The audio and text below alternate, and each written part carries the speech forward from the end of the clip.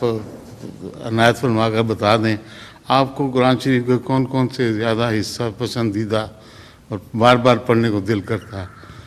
سارا قرآن شریف. کچھ خاص پہلے بچپن میں قرآن شریف کے بعض حصوں کو نشان لگایا کرتا تھا جی کہ خاص ہیں پرزور.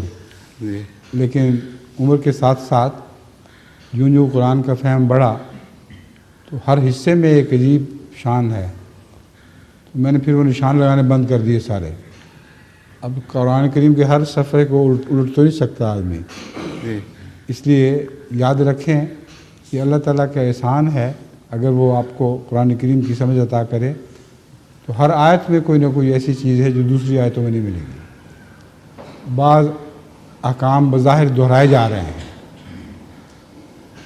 جی آج کل جو ہم قرآن کریم پہ کام کر رہے ہیں اس میں احکام القرآن پر کام کر رہے ہیں اور لوگوں کا خیال ہے کہ بعض احکام بے وجہ تو نہیں مگر موقع کے مطابق دہرائے جا رہے ہیں.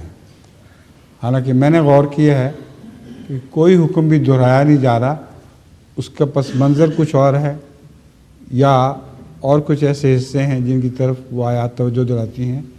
تو ایک آیت اپنے مضمون کے لحاظ سے دہرائی جاتی بھی ہے اور نہیں بھی دہرائی جاتی. مضمون وہی ہے لیکن نہیں اس لیے دہرائی جاتی کہ اس کا ماحول بدل جاتا ہے. ٹھیک ہے.